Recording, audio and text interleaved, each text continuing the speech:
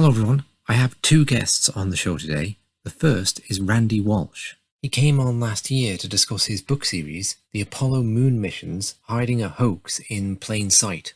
Randy returns to the show today and is joined by a long-time critic of his work, Justin Cox. Justin is an engineer and amateur astronomer who doesn't think the case for the faked moon landings adds up. I start out by asking Randy to recap how he became involved in this area. So just to give a little brief background, most of you, or some of you anyway, will know I've talked about this before. So long story short, I'm old enough to remember watching Apollo 11 liftoff from Cape Canaveral in school. So I grew up with this, and it was a sort of an inspiring moment for me. And I think for a lot of people back then, for millions of people around the world. So I really had no issue in terms of doubting the Apollo missions. That didn't happen until a lot later in my life. And that moment came about, I would say, about 25 years ago. And what happened was I came home and I turned on the TV. I think it was A&E or something like that 25 years ago. And it was a long day at work. And I remember just walking back and forth and listening to the astronauts. They just happened to be talking about Apollo 13. So they were talking about the incident that happened, of course, on the way to the moon, and then how they had to get back. And it was something that really stood out in my mind, and that was their method of navigation. And I remember at that time that I'd already had a pilot's license, so I was familiar with navigation, quite familiar with it actually. And I've actually did some studying on it too in terms of celestial navigation. So it's something that's kind of required when, at least 25 years ago, when you were studying to be a pilot. So I really had an issue with that, and it really kind of bothered me, and I sort of just pushed it aside. And I'm not going to get into the details of it right now. We'll get into that later. But I remember it was the navigating part that raised the red flag for me. So about several years later, of course, then we're moving into the 2000s, and that's when the internet was really picking up, and the advent of YouTube, so on and so forth. And I started looking into this a little bit more. And of course, that's when all the conspiracy videos were coming out, Bart Sabril's famous documentary, which I believe was aired on Fox News.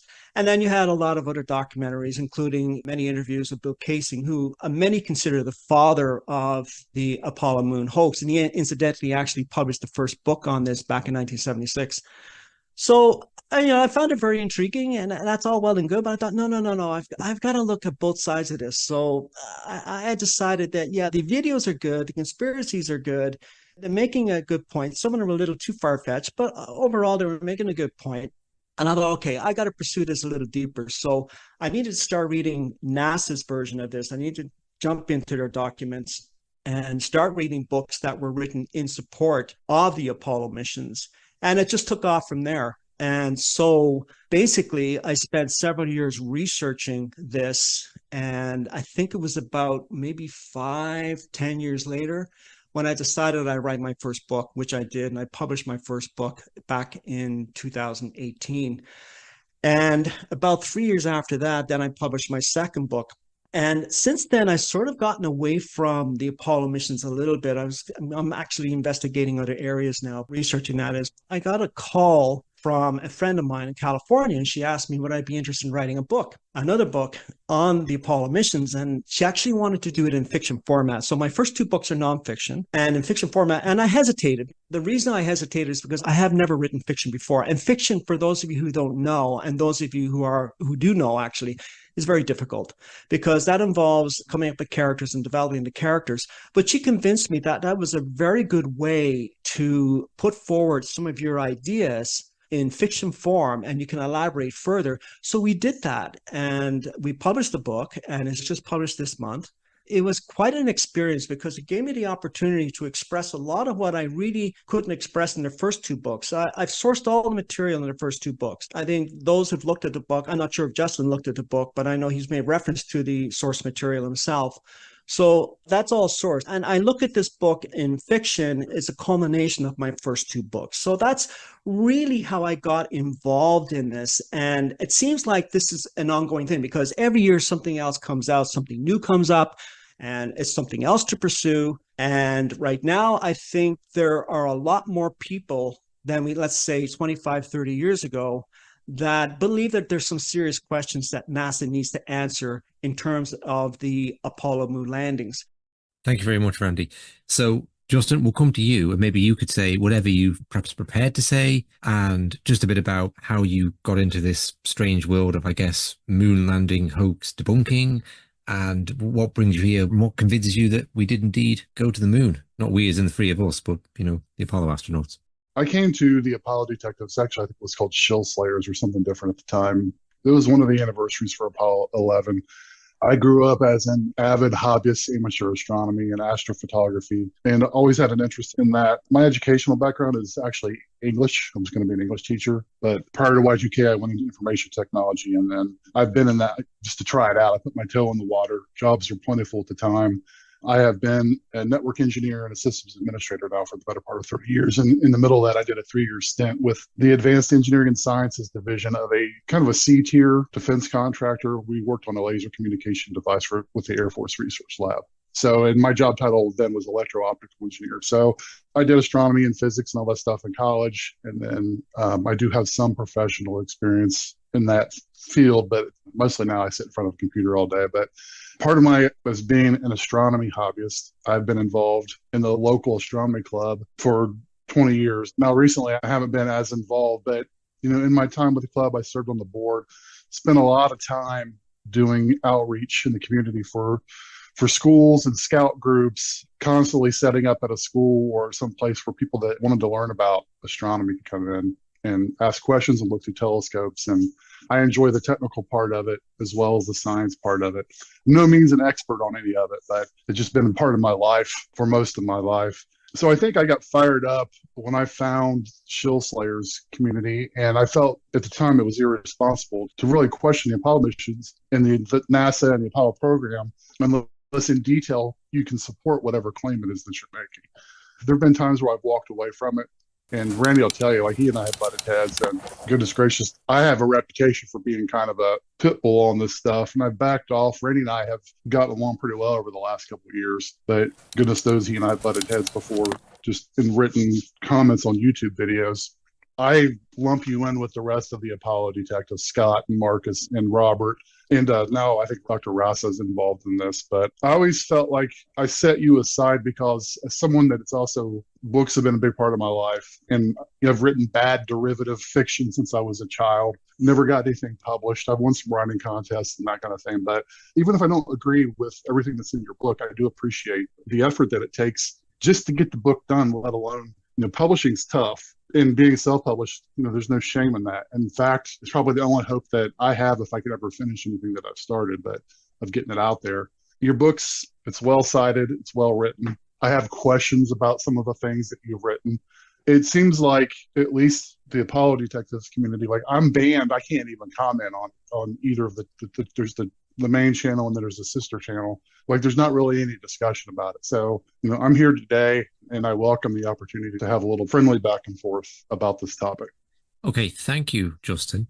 So, gentlemen, we've said, just for the audience's sake, I'll say what we said before the recording, which is we're going to keep things quite informal. We have some kind of structure. We want the structure to help the discussion and not hinder it.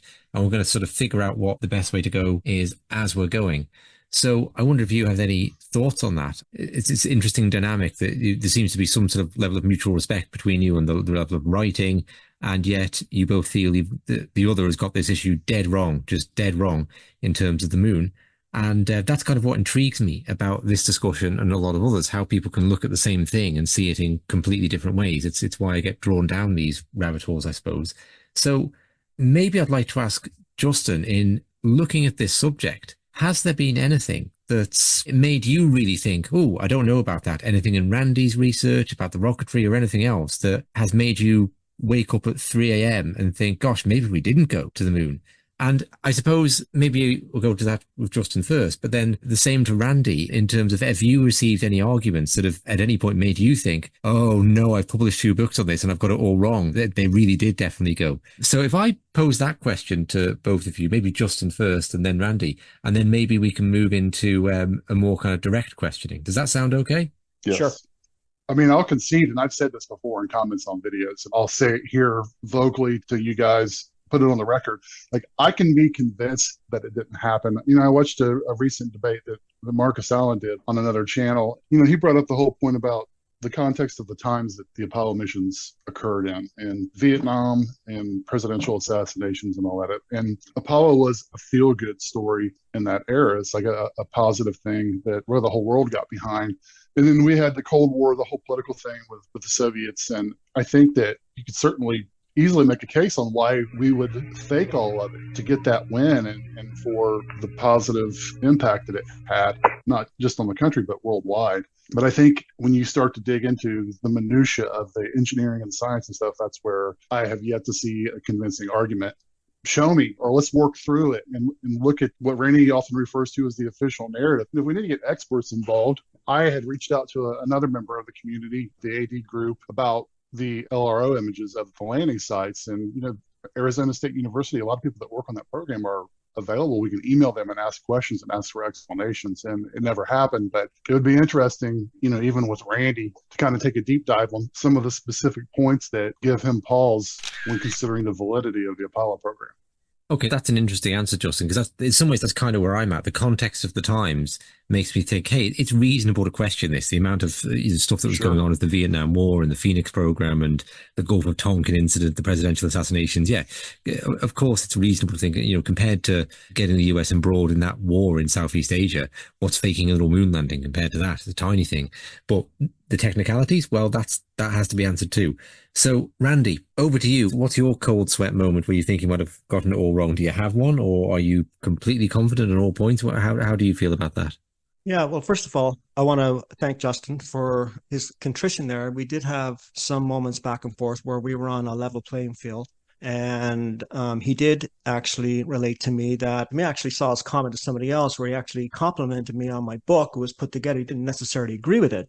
But nonetheless, and I can appreciate that. People don't have to agree with me. I'm not asking people to agree with me. I'll get to that in a moment. I just wanted Justin to know that I certainly appreciated that, that he recognized the work that goes into writing and publishing a book. I saw that debate with Marcus Allen and MC Toon as well. And I had some issues with that debate. It went on far too long. It was 4 hours, but it was actually well worth it. Both had raised some good issues. Marcus really rang with me when he brought in the Apollo missions in terms of its context for that time period. And, I was like 9 or 10 years old during the Apollo missions, so I didn't experience that context. I grew up in a world, and this is something I want to emphasize, I grew up in a world, you call it a conspiracy or you can call it corruption, major government corruption after another, and it does erode your trust in government overall. But I wasn't prepared to make the decision just on that erosion of trust alone. I needed to find out more. I needed to know for myself, if I'm going to put my name on this, if I'm going to put Randy Walsh on this subject and says that this subject is a hoax, then I know what comes with that. And for the last 5 years, I've experienced that. And I don't have any complaints because I knew going in that I would experience that huge negative feedback, that backlash. And I understand it. As I said before in my intro, I understand people's emotional attachment to this. I get it. But the 4-hour debate between Marcus and MC Toon was good. They talked a lot about the photo and film record. And there's been a lot of discussion about that, but very few people discuss the actual technical aspect of it. And for me, when I jumped into the technical aspect of it, and by the way, I don't consider myself an expert. I'm not an engineer. I do have training in physics, basic physics, like everybody else does in college. Being a pilot and then becoming a commercial pilot didn't make me an expert, but it gave me an idea of what I was in for. It gave me sort of maybe a leg up or an edge into maybe, and if I didn't understand something, then I can research it further in terms of, the Saturn V rocket, the forces that act on that as it's launching, the engines, the technical aspects of the engines, solid fuel versus liquid fuel, that kind of thing. It's when I looked into that, I have to admit, it's convinced me. I haven't had that aha moment. Oh, wait a minute, did I make a mistake? Not when I look at the technological aspect of this. The problem with looking at the photographs and the film, they're good and very convincing arguments on both sides. I often wonder, though, if it's a red herring because they can be updated and changed, but not so with the technological aspect. Everybody, the proponents of the Apollo missions and those against it, myself, You have to own that. You cannot manipulate what has been and what happened. Like, you have to own that. You have to acknowledge, yes, questionable practices, questionable quality control, lack of testing when it came to a lot of components of the Apollo missions. So I have to, in all honesty, as I look into this further and further and further, I'm convinced more and more and more that these missions did not happen. Okay, thank you, Randy. So I think it might be interesting now if the two of you throw your best shots in terms of, okay, what's the most convincing thing? What's the most damning thing about the other one's argument? But as Randy's just spoken, I maybe go to Justin and say, over the interactions you've had with Randy, what would be the points that you think he would find really hard to answer and that would really convince you that the moon landings did indeed happen? Sure. Yeah. I have Randy's first book. I bought it years ago. I actually pulled it up on my Kindle reader today and was looking through it. I wish probably should have spent more time. But one of Randy's interesting arguments against Apollo is his thoughts on testing. It made me take a deeper look at that, what they were doing, the testing methodologies that NASA had adopted up until George Mueller came in what, 63 or 64, and then they started the all-up testing because he made the case that there's no way we're going to get to the moon by the end of the decade if we don't ramp things up here. And correct me if I'm wrong, Randy, but I think that basically you have suggested that what they did wasn't enough and that it's certainly not up to the standards that exist in the aircraft industry, because the engines were one shot. I mean, Robert Biggs is on record saying that if they could have retrieved them after a launch, they could have reused them. But of course, SpaceX now just drops everything back down on the boat or on a launch pad. But back then, they were just gone.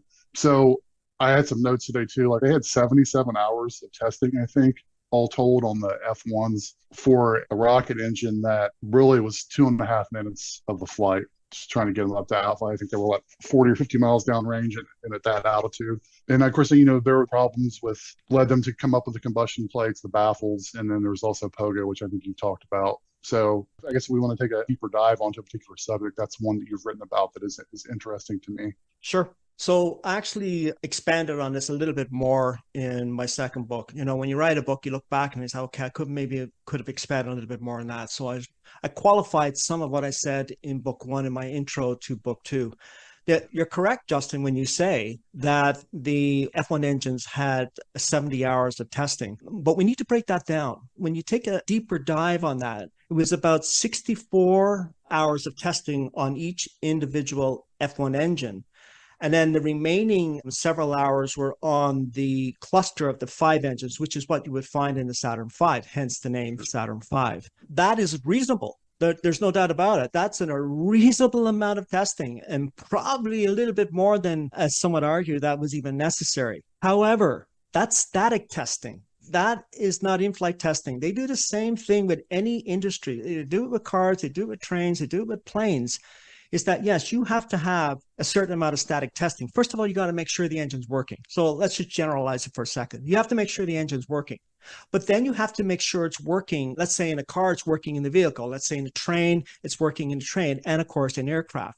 When it comes to aviation and the aerospace industry, there has to be a comparable amount of in-flight testing. However, it's reasonable to say that you can't expect to match the hours, the testing in hours in terms of 70 hours compared to a rocket, a Saturn V, given the cost involved, which is enormous. So that's not what I was really saying. What I was saying is that when I talk about a comparable amount of in-flight testing, 4 minutes doesn't qualify. And that's the total time the F1 engines had in in-flight testing before they put a crew on board the next Saturn V launch. 4 minutes, in my opinion, doesn't qualify. Now, you're right when you say it's a one-shot deal. Once you use these engines, they're finished. But there's also testing to make sure you get consistency out of the engines. Let's just pick a figure out of air and call it, let's say, 5 launches, unmanned launches. And they got consistency with the F1 engines in those 5 launches. That might qualify as comparable testing in terms of the static testing they did. They might want to do a little bit more just to be sure that they maintain that consistency before they put a crew on board. That was not done in the Saturn program. That was not done. In fact, I'll go one step further. The testing with the Saturn V didn't even match the testing at the Saturn I, which was a far less powerful rocket, as you know, the Saturn 1B.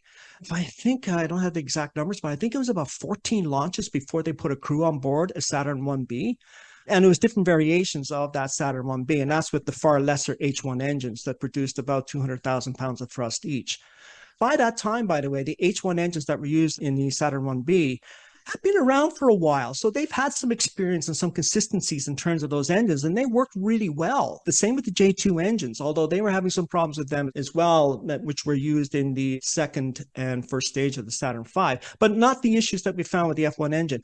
My problem with the F1 engine is that this was the most powerful engine ever built. For those of you who are listening right now, each engine produced 1.5 million pounds of thrust. When you put the 5 engines together, you're looking at 7.5 million pounds of thrust. And that thrust was necessary to launch the 46 tons of hardware into orbit in order for them to be able to travel to the moon and land. They needed that thrust. They needed that thrust vector just to get it into orbit. So taking into account that the F1 engines were new territory, very new territory, there's never been a rocket like it since, I don't think 4 minutes of in-flight testing qualifies.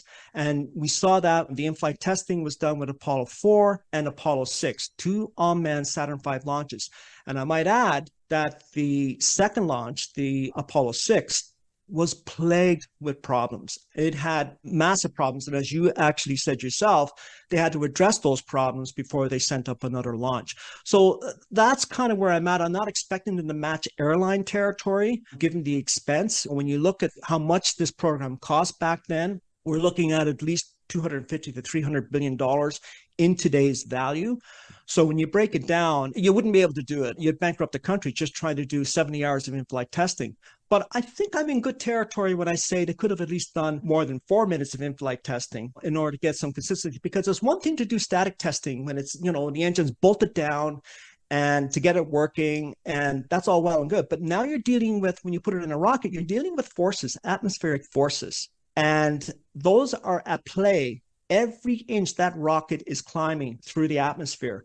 And that's why I came to the conclusion I did, that was just not enough testing, given the fact that one of the unmanned rockets they sent up was almost a disaster. And then they went 7 months from that point, Apollo 6 to Apollo 8, of putting a crew on board without any further testing. As far as I know, there wasn't any further testing, static testing of the F1 engine when they made the modifications, let alone any in-flight testing. First of all, I mean, we can talk about I'm not an expert, and I'll lead into a question here for Justin. I'm not an expert, and I always shy away for the most part when it comes to the photo and film record of Apollo. And I know that occasionally we've gone back and forth on that. But I got the impression, Justin, after talking to you over the years, and I have given you a lot of credit because even though we've locked horns, we've always, for the most part, managed to stay civilized with one another. And I know that when we got a little out ahead, we would actually both step back and we would say, okay, let's take a step back. And I wish I can say that for many others. That doesn't happen. But I got the impression over the years, and correct me if I'm wrong, that you do have some doubts about the Apollo program. I don't think I've ever really heard you express what those doubts are. And I'd be very much interested in hearing what they are. Okay, Randy, I appreciate Justin might want to respond to that. As far as the photographic record goes, there's discussion on the AD channel about beer cans and old cars that are covered with concrete, all that stuff. The sea on the rock, I'm out on all that stuff. I won't even acknowledge that as it's kind of like the whole flag waving thing. I know, because if you're trying to make the case that Apollo was fake, I think you're barking up the wrong tree with that. Marcus, he always holds up his piece of film. Outgassing and all that stuff, that's a real thing, but it doesn't happen immediately as soon as film is exposed to vacuum. So as far as the film thing goes, if you look at Hexagon and Corona and all that, sure, there have been systems where they've had to pressurize the film, but usually when it's duration of months where the film would be exposed to low pressure or vacuum. So there's a paper on ALICE. I forget who wrote it. It's one of the Russian guys, and I think you referenced them in your first book.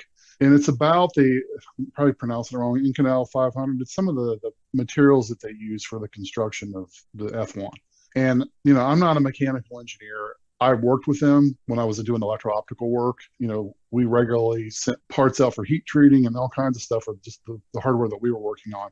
So that's an area that I could probably figure it out, but it's just not something I've ever spent any time on. My brother-in-law is a graduate degree mechanical engineer and a manager for GE aircraft, I think. And, I could probably talk to him about it if I wanted to bother him with it. But I think some of that stuff, if you look at the specific materials that were used to construct the spacecraft. We got barbecue mode and all that, expansion and contraction, and all, I think that might be worth diving into if you were really trying to make a case.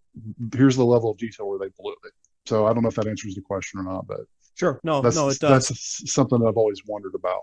It is a point that I value in terms of what Justin just made here. I value that point. I have actually sort of carried that line of thinking over into other aspects of the Apollo missions. I've stayed away, as I said earlier, from the photography and film record. There's enough experts out there discussing this. Marcus just did a 4-hour debate with MC Toon on that, so people can refer to that. You pretty well get all you need to know in that debate. But we don't focus enough on the testing aspect. And there's other components in the Apollo program that are very questionable when it comes to testing. And I have actually put a quote in my book, in my second book, from one of the officials that was involved in I'll look up the quote when Justin's talking, but he made reference to the quality control. And as an engineer, he was really involved in the Apollo missions. He was really taken aback by the lack of quality control.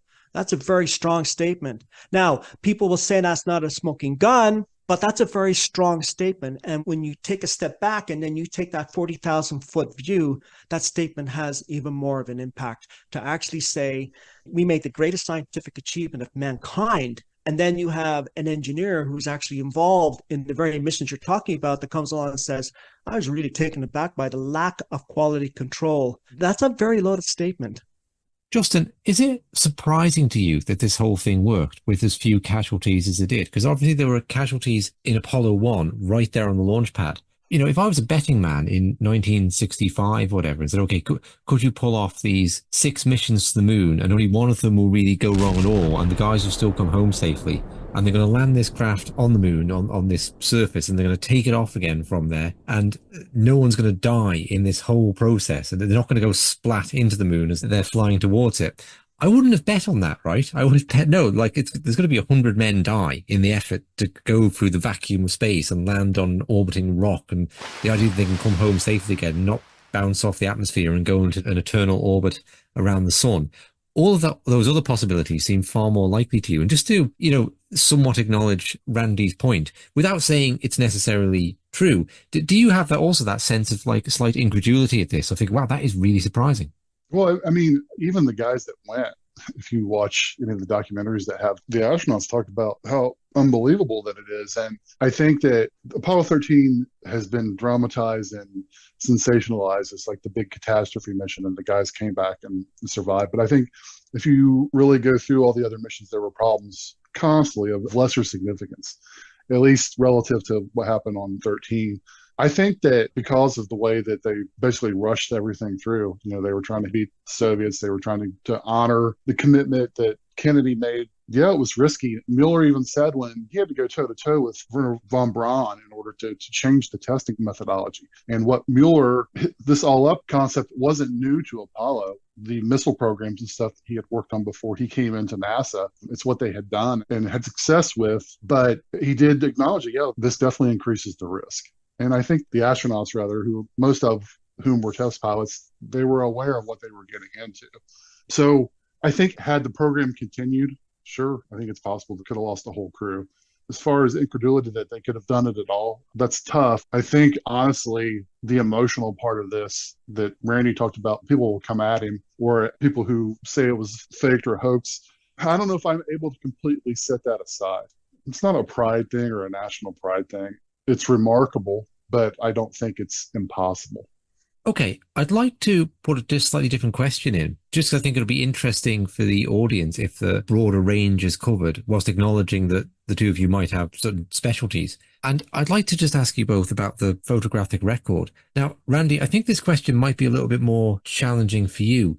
I know, Justin, you just made some comments on how there are certain things, like there's a famous image of a letter C on one of the rocks, and that's held up as proof that the photo was faked, and you're saying that's not even worth talking about. So for me, the photographic record, one thing I find very compelling is when I see in documentaries like American Moon, these tippity-top photographers from Italy who are held up as being the best in the world in their craft, saying, oh, these are not even the good fakes, and really laying it on thick about that. You think, well, I'm sure these men know photography, right? And that's very strange. Either there's a lot of photographers who really don't know what they're looking at when they're looking at a photograph, or the Apollo moon landings are faked. But in interviews I've done, I've seen the people demonstrate the kind of bending of shadow effects, and just like from walking down the street and seeing a tree shadow across a pavement. So I really don't know what to make of that. I really don't. And in other areas, like with the videography, when I interviewed Bart Sabrell, and then I interviewed one of his critics, a man who made who'd made a documentary criticizing him, and his funny thing happened. I came away thinking, yeah, Bart Sabrell just does not have footage demonstrating that we didn't go to the moon. He's just gotten that completely wrong, and I don't know how he could have gotten it wrong. And Bart Sabrell refused to debate Jem, his critic, saying it was about his mind being closed, and I really didn't get that. So my question, I suppose, to Justin would be, have you seen anything in the photographic record where you think, wow, yeah, I just cannot explain that? And to Randy, I think this might be a slightly more tricky question, Randy, because on one hand, I really respect that you like stay to the lane that you feel you're strongest in and don't comment on areas that other people are strong in, like Marcus Allen say. But the fact that you are so heavily invested in this moon landing area and that you're not really prepared to make a definitive statement about the photographs indicates to me that the photographic evidence possibly isn't that strong. If you can listen to an associate of Marcus Allen, but not come out there and say, oh, definitely, look at this, there's no other way you could explain that. So maybe Randy first, do you feel that that's a fair characterization? I appreciate I'm being quite pointed there, Randy, and I'm throwing you a bit of a curveball, but what is your sort of general opinion of the photographic evidence? Yeah, so no, that's a good question. And throw me all the curveballs you want. That's okay. First of all, I respect Marcus Allen. I have the utmost respect for him. And I know I'll sound biased in this, but he is a wealth of information. I did have the opportunity of meeting Marcus Allen back in 2019. I was on my way through to India and I had stopped in Britain. And I met up Marcus Allen for dinner and we talked for 5 hours. It seemed like we talked for a half hour. That's how fast it went because I was actually passing through. So I was only there for 1 or 2 nights. But when it comes to the photo and film record, yeah, I have mixed feelings about it because I said earlier in this particular discussion that I often think it's a red herring because those photos and that film can be updated. I mean, we have incredible technologies when it comes to the photographic ability of anybody. I mean, what they were doing 50 years ago, people are doing on a laptop computer today.